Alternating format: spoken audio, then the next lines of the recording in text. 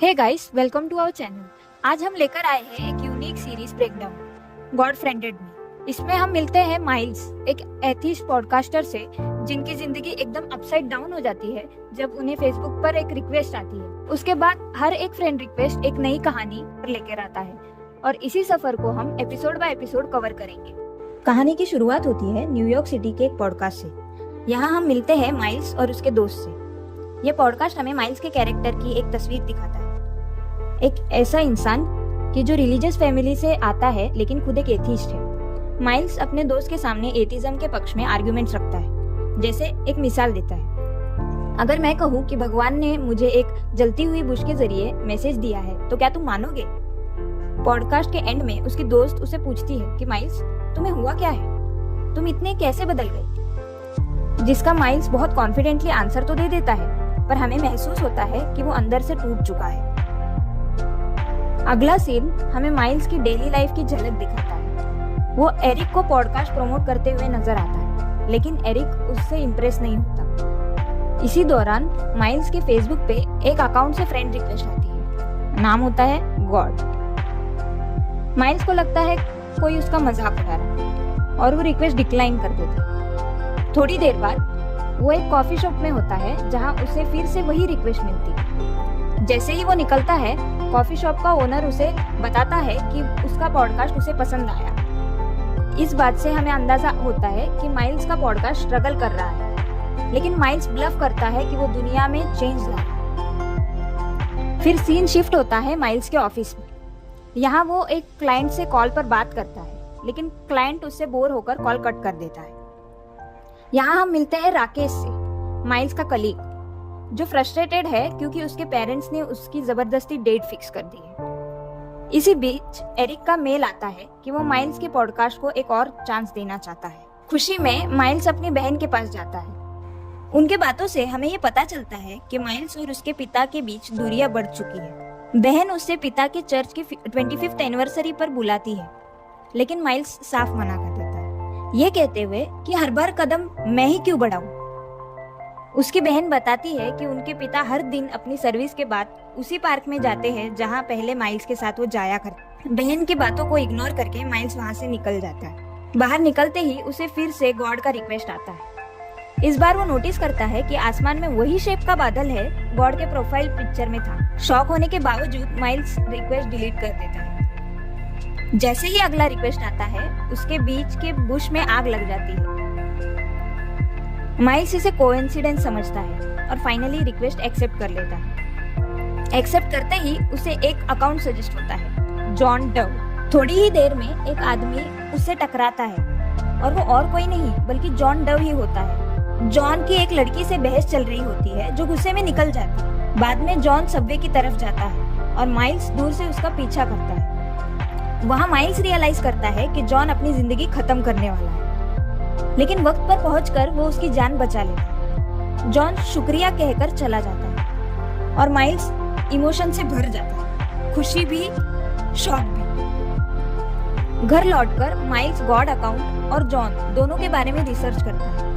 उसे सब कुछ एक प्रैंक लगता है। इसी दौरान गॉड अकाउंट एक और सजेशन देता है, कैरा ब्लू।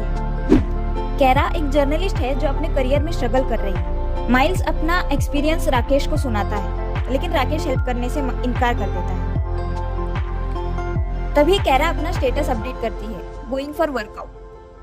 माइल्स उसका पीछा करके उसे कन्फ्रंट करता है, लेकिन कैरा इग्नोर करके निकल जाती है। घर जाके माइल्स सारे सजेशन डिलीट कर देता है और प्रेजेंटेशन पे ध्यान लगाता है। रात में उसके सारे डिवाइसेस खुद से एक्टिवेट हो जाते हैं। अलार्म्स, पॉपअप्स, रूम का टेम्परेचर तक बढ़ जाता है। उसके सामने उसके सारे प्रेजेंटेशन और एथिस्ट आर्ग्यूमेंट्स डिलीट हो जाते हैं। अब माइल्स इस गॉड अकाउंट से परेशान होकर सीधे कैरा के ऑफिस पहुंच जाता है। जब वो कैरा को सब कुछ बताता है, कैरा हैरान रह जाती है क्योंकि उसे इस बात का बिल्कुल भी अंदाजा नहीं था। लेकिन एक जर्नलिस्ट होने के नाते वो इंटरेस्टेड हो जाती है और कहती है, अगर तुम मुझे इस पर आर्टिकल लिखने दोगे तो मैं तुम्हारी मदद जरूर करूंगी। माइल्स उसे लेकर राकेश के घर पहुंचता है। राकेश पहले तो मना कर देता है, लेकिन कैरा को देखकर हेल्प करने लगता है। जब वो गॉड अकाउंट का कोड चेक करता है तो वो हैरान रह जाता है। ये कोड बहुत ही कॉम्प्लेक्स है, दुनिया में बहुत कम लोग इसे लिख सकते हैं। फिर माइल्स अपने बहन के शॉप पर कैरा को ले जाता है। यहाँ कैरा और उसकी बहन के बीच अच्छी दोस्ती हो जाती है। इसी बीच राकेश का मैसेज आता है, गॉड न्यू जर्सी में है। माइल्स और कैरा दोनों उस लोकेशन पर पहुंच जाते हैं। घर लॉक्ड होता है, लेकिन कैरा अपने जर्नलिस्ट होने की वजह से अपने स्किल्स यूज करके वो तोड़ देती है। अंदर एक खाली रूम होता है जिसमें एक एंजल की फोटो लगी होती है। घर एक्सप्लोर करते वक्त कैरा एक झूले पर बैठ जाती है और उसके चेहरे पे अजीब सी उदासी आ जाती है। माइल्स वो पूछने ही वाला होता है, उतने में राकेश का कॉल आता है। माइल्स का कंप्यूटर फिर से हैक हो चुका है। ये सुन के माइल्स और कैरा दोनों घर पे आ जाते हैं और नोटिस करते हैं स्क्रीन पर एक फोटो फ्रीज हो जाता है। वो देखकर कैरा बहुत डिस्टर्ब नजर आती है और वहां से निकल जाती है। ये फोटो माइल्स की माँ का होता है जब वो कैंसर से लड़ रही थी। इसमें उनके साथ उनके पिता और 2 डॉक्टर्स भी दिखते हैं, जिनके बारे में जानने के लिए माइल्स के पास एक ही रास्ता था। न चाहते हुए भी वो अपने पिता के चर्च जाता है और उनसे पूछता है इन डॉक्टर्स का नाम क्या था।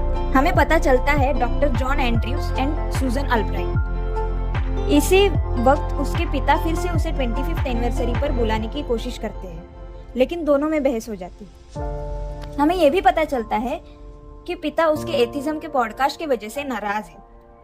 राकेश फर्दर रिसर्च करता है और रिवील होता है कि सूजन अल्ब्राइट का पहला नाम सूजन ब्लूम था और वो और कोई नहीं बल्कि कैरा की मॉम है। अब सब समझ आता है कि क्यों कैरा डिस्टर्ब थी। माइल्स तुरंत कैरा के पास जाता है। वहाँ दोनों अपने दर्द शेयर करते हैं। माइल्स बताता है कि माँ को खो देने के बाद ही उसका फेथ टूट गया है। कैरा भी कन्फेस करती है कि बचपन में माँ ने उसे छोड़ दिया था। हालांकि अभी उसके मॉम का लोकेशन पता है, पर कई बार वो अपने मॉम के पास जाकर भी वो उनसे बात करने की हिम्मत नहीं जुटा पाती। इसी तनाव के कारण उसका ऑफिस में भी परफॉर्मेंस गिर गया है।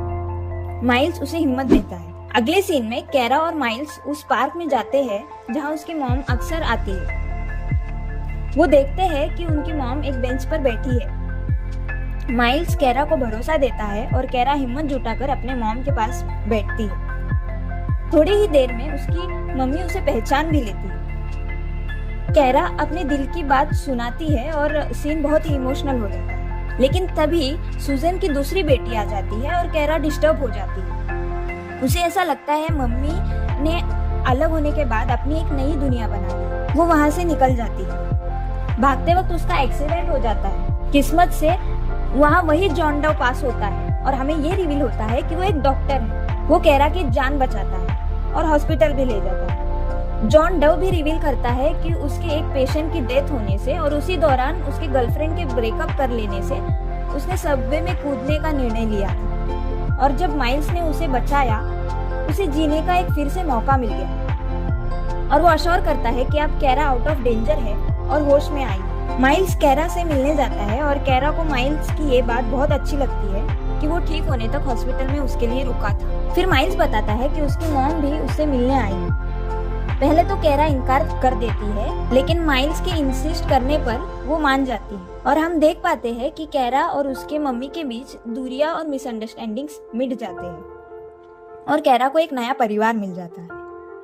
अब हम माइल्स के पॉडकास्ट पर आ जाते हैं, जिसमें कई बदलाव हैं। अब उसका पॉडकास्ट बहुत ज्यादा होपफुल है। जॉन डव भी वापस अपने करियर में सेटल है। राकेश को भी उसका नया डेट इंटरेस्टिंग लगा और वो रिलेशनशिप के लिए ओपन है। माइल्स चुपके अपने फादर के 25th एनिवर्सरी अटेंड करता है और उसके बाद जब उसके डैड पार्क में अकेले बैठे होते हैं, वो उन्हें चेस में ज्वाइन भी करता है और उनके बीच की दूरियों मिटाने के लिए पहला कदम बढ़ाता है। अब कैरा के आर्टिकल्स भी फिर से टॉप पर आने लगे। फाइनल मोमेंट्स में माइल्स और कैरा पार्क में वॉक करते हैं। माइल्स को कैरा का आर्टिकल पसंद आता है और कैरा को भी माइल्स का पॉडकास्ट। दोनों एक दूसरे के एफर्ट्स की तारीफ करते हैं। कैरा कहती है, एक दिन में तुमने 2 जिंदगियां बदल दी।